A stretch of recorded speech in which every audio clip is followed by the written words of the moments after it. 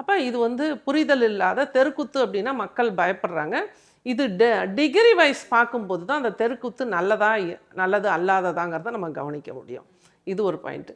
நல்லது பண்ணாத சில தெருக்கூத்துக்கள் இருக்குது. இதில் முதலிடம் பிடிப்பது வடமேற்கு வடக்கு தெருக்கூத்து. ஒரு வீடு வடக்கு பார்த்துருந்து வடமேற்கு திசையில் ஒரு தெருக்கூத்து வருதுன்னா அது அதில் பாதாளத்துக்கு அந்த குடும்பத்தை கொண்டு போய் விட்டுரும். எவ்வளோ பெரிய ஆளாக இருந்தாலுமே வழக்குகள், தீராத நோய்கள், ஆக்சிடெண்ட்டு, உயிரிழப்புகள் இதெல்லாம் கொடுக்கக்கூடியது இந்த வடமேற்கு வடக்கு தெருக்கூத்து.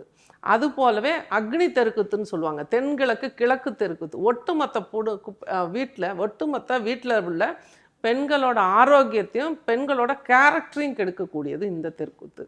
அது போலவே தென்மேற்கு மேற்கு தெருக்கூத்து வந்தாலும் ஆபத்து, தெற்கு தெருக்கூத்து வந்தாலும் ஆபத்து. இது வந்து குடும்ப உறவுகளை பிரிக்கும். அடிக்கடி மரணங்கள் இந்த மாதிரி விஷயத்தை கொடுக்கக்கூடியது இந்த தெருக்கூத்துகள். இதெல்லாம் கவனித்து தான் ஒரு சைட்டை வாங்கணும்.